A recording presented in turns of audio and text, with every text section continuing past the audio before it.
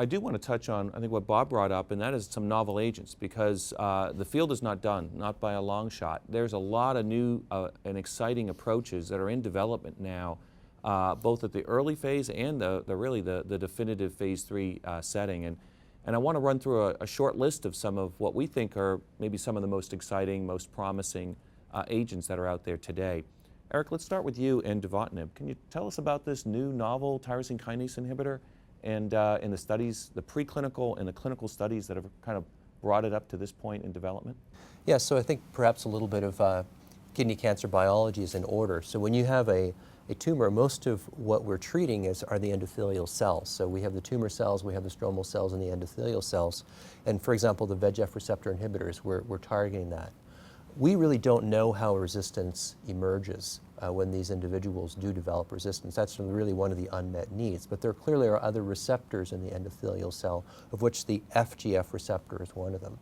So really the hypothesis here is that by targeting both the FGF and the VEGF receptor, maybe you'll be able to overcome that resistance. That's kind of the tumor's card that it plays. It tries to upregulate this to promote survival of the endothelial cells.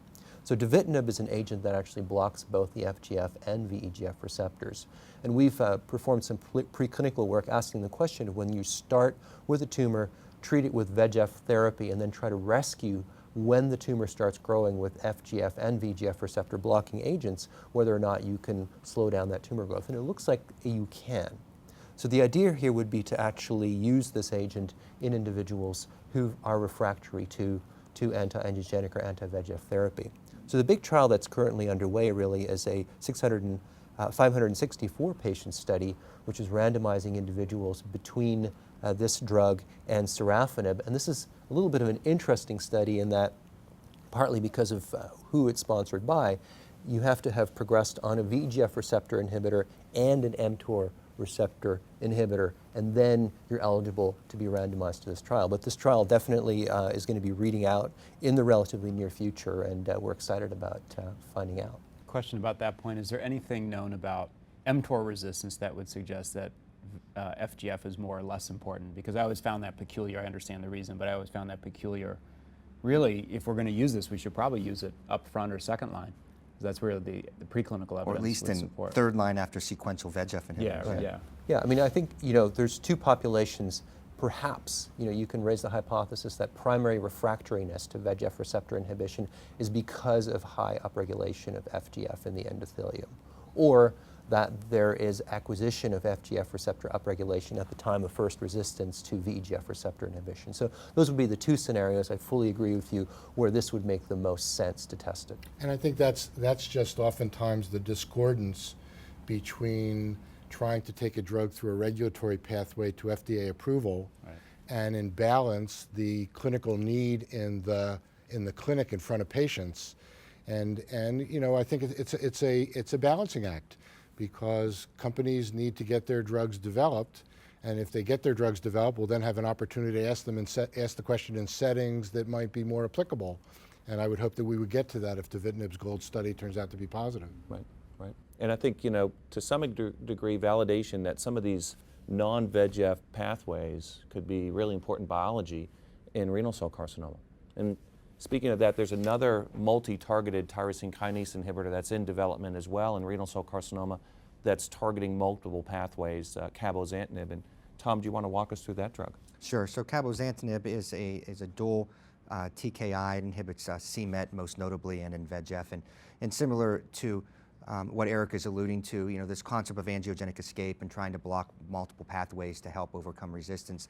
Cabozantinib's original claim to fame was actually in prostate cancer, and it's being evaluated in late-stage trials there, where it has a unique mechanism involving the bone stroma too. But in kidney cancer, an earlier trial by one of our colleagues, Tony Choueiri, demonstrated activity in clear cell renal cell carcinoma.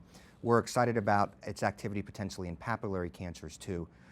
Based upon this excitement from phase 1, has launched a phase 3 evaluation of it compared to everolimus in refractory second-line RCC, and that trial is supposed to open shortly. Great, and we also have a cooperative group study that is opening shortly as well in the frontline setting for intermediate and poor risk renal cell carcinoma, comparing cabozantinib to sunitinib. And I think, those two kind of speaking to Brian's point about where you'd expect some of these sort of innate or acquired VEGF-resistant mechanisms to show up, that's where you could study these drugs and hopefully demonstrate, which patients would really benefit from such an approach. But what's interesting about these drugs is that, yes, one is FGF, one is MET, but they still continue to block VEGF because they are agents that are embedded into continued IC50 inhibition of the VEGF receptor in addition to FGF and MET. So it's not a complete either or, it's a continuing, just much like what we talked about before about this continued VEGF blockade as possibly being important. So just to be a devil's advocate here, if Brian and I probably sit on the same side with this, if we believe our cancers are VEGF dependent to begin with, then the trials will be positive because we're essentially comparing continued VEGF inhibition with changing to mTOR. And it would be very interesting to see what it would be like if you were doing c-MET VEGF with another VEGF. I mean, so I think that question is going to be unanswered in some of our minds. Yeah, no, it's a good point. It doesn't answer the question of what does additional c-MET or what does additional Yes. FGF inhibition get you. It's could be in many ways if there's a difference, the bulk of the difference could simply be VEGF versus mTOR. Exactly. In the second line Yeah. setting. But Yes, yes. that randomized trial in the front line setting might get at your question. Yeah. Yeah. More trials will have to happen. Absolutely. But not everything